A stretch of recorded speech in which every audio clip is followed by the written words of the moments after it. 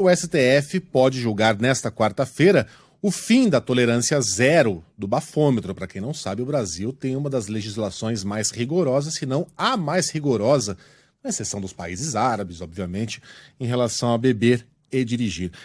Eu opinava mais cedo, não ontem, que não faz muito sentido você igualar uma pessoa que está dirigindo completamente mamada com uma que eventualmente foi buscar o filho numa festa infantil, bebeu um chopp e meio e volta para casa dirigindo. Não é que o segundo deve ficar por isso mesmo, mas não dá para você igualar os dois perante a lei.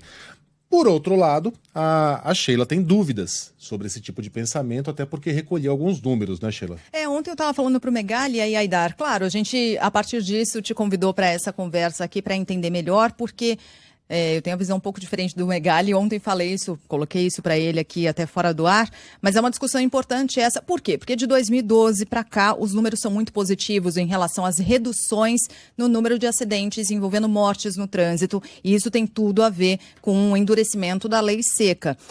Os dados do sistema do próprio Ministério da Saúde mostram isso. Então, a cada ano, desde 2012, a gente tem quedas importantes nos óbitos provocados por essa mistura, direção e álcool. 11% de 2015 para 2014, 12% de 16 para 17, de 19 para 18 também houve queda, não tem ainda dado consolidado de 2021, né? Então, para em 2020, mas todo ano teve uma nova queda no número de mortes provocadas por essa mistura no trânsito.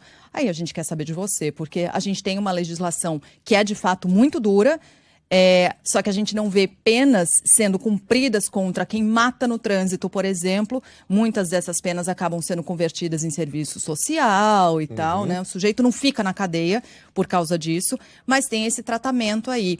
Quando a gente considera até 0,3 miligrama de álcool por litro, a gente está falando de infração de trânsito, mas acima disso já é crime de trânsito. Isso. É isso que diz a lei hoje no Brasil. 0,3 é um chopp, basicamente. Aidar, até menos, de repente. A gente falou bastante, agora é sua vez. O que está em jogo na votação de hoje?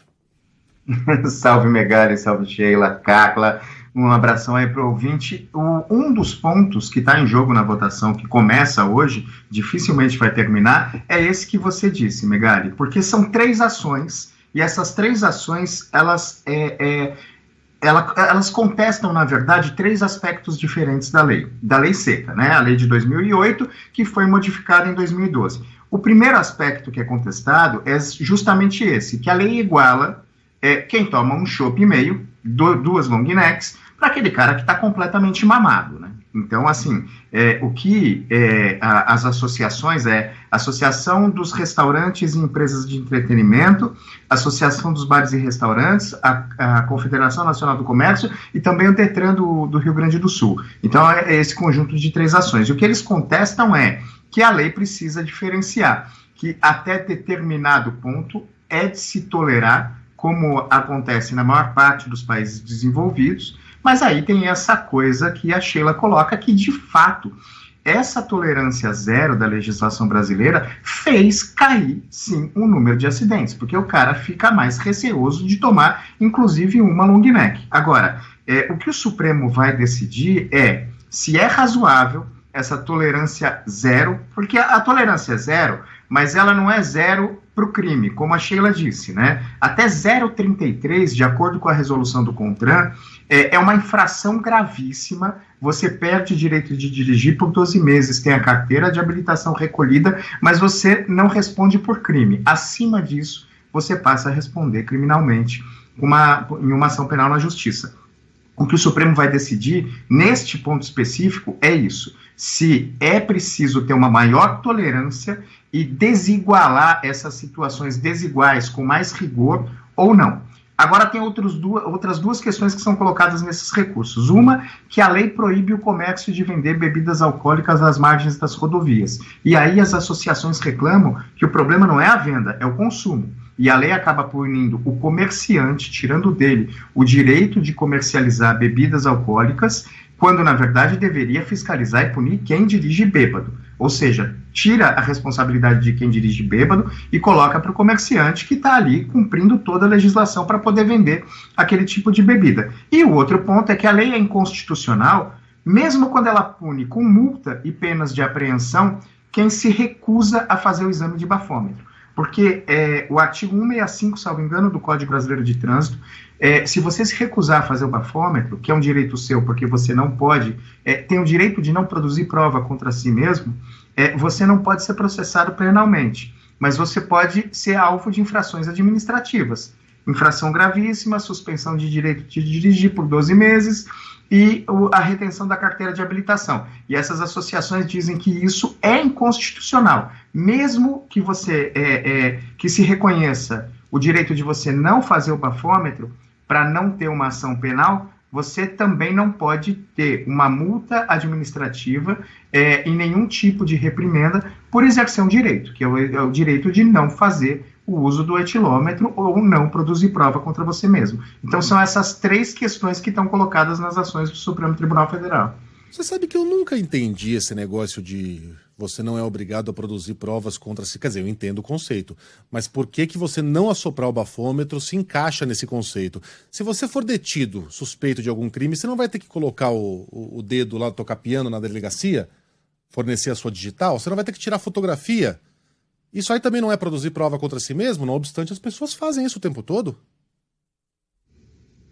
Megali, essa é uma discussão, isso é uma construção jurisprudencial que veio e acabou no Supremo Tribunal Federal, porque o princípio é aquele conceito, né? Você não pode produzir prova contra si mesmo, isso vem da Constituição Federal, e é para evitar que você sofra determinados constrangimentos, inclusive tortura, para de repente confessar alguma coisa que você não fez. Esse é o princípio. E há, sim, quem advoga essa sua tese de que esse princípio foi levado muito ao extremo em um caso como esse do bafômetro. Não seria produzir prova contra você mesmo. Você está ali, na verdade, colaborando com a justiça e mostrando que, de fato, você tem condições de guiar. Porque para você guiar, você tem que obedecer uma série de regras. Agora, tem essa construção jurisprudencial que foi sendo feita, e o Supremo Tribunal Federal até hoje entendeu isso, que você tem o direito de se recusar, porque isso se encaixa, sim, nessa condição de não produzir prova contra você mesmo. Porque se você soprar e se mostrar que você está bêbado, ou está sob influência de álcool, ainda que você não esteja completamente bêbado, esteja ali funcional, você pode ser alvo de uma ação penal. Como você pode ser alvo de uma ação penal, entende-se que isso é sim produzir prova contra você mesmo. Por isso, você não pode ser obrigado a fazer uso do bafômetro. Esse é o conceito, né? Se ele é certo ou errado, vai ser discutido de novo agora no Supremo Tribunal Federal, graças a esse conjunto de 3 ações. Um dos pontos é justamente esse. Bom, acho que a gente colocou pontos muito importantes, e o que a Sheila disse faz muito sentido, ajuda a construir isso, Aidar, que é a questão cultural justamente na criação dessa jurisprudência e na criação da legislação. Porque eu concordo com o nosso ouvinte René, que diz o seguinte: no Brasil, o povo brasileiro parece que exige isso, ou é sim ou é não, né? Ou tira totalmente ou libera completamente. Essa coisa de graduação, de um pouquinho e tal, as pessoas parecem que não levam muito isso em consideração. Estou com você, René. Então, acho que a lei ela passa a ser eficiente e a evitar esses crimes de trânsito quando ela proíbe completamente, porque liberar só um pouquinho, às vezes as pessoas não têm maturidade, né, para lidar com isso. Principalmente quando envolve álcool, né, porque a pessoa toma um primeiro gole e ela vai ter esse discernimento para saber: parei ou não parei, estou dentro da lei, não estou dentro da lei. Então fica aqui a posição do nosso ouvinte. Estou com você, René. E mais uma mensagenzinha aqui do João... Ih, rapaz, perdi. Mas era João Simão o nome dele. Ah, tá aqui. Tocar piano não é identificação criminal. Não produzir prova contra si, se é para fazer algum tipo de comparação, seria o direito de permanecer calado. Faz sentido. Obrigado, viu, João? Ô, Aidar, obrigado por essa participação extra. A gente volta a conversar na segunda-feira. Um beijão para você. Beijão. Megali, eu posso fazer só uma rápida colocação, porque eu acho que eu não disse, uma rápida colocação, eu não disse, eu não tratei do que a Sheila disse, e o que a Sheila disse é muito importante lá no começo. Às vezes, mais importante do que ter uma lei muito rigorosa, é ter uma lei, às vezes, mais razoável, mas que seja efetivamente cumprida. A gente vê casos escabrosos de gente que dirige bêbada, comete crimes, tira a vida de pessoas. Em 2008 foi aprovada a lei, em 2009 teve o caso daquele deputado Carlos Filho, que matou 2 pessoas dirigindo bêbado. Ele só foi julgado em 2018, passou 4 dias na cadeia. Nada é mais escabroso do que isso. Ou seja, às vezes ter uma lei um pouco mais razoável, mas que seja aplicada com rigor, independentemente de quem seja o alvo, funciona mais do que ter uma lei que tolera zero, sabe? Esse ponto que a Sheila colocou, eu acho que é muito importante. Desculpa, já me estendi, mas eu acho que era importante tratar dele, porque é isso. A lei tem que ser efetiva, ainda que ela seja um pouco menos rigorosa.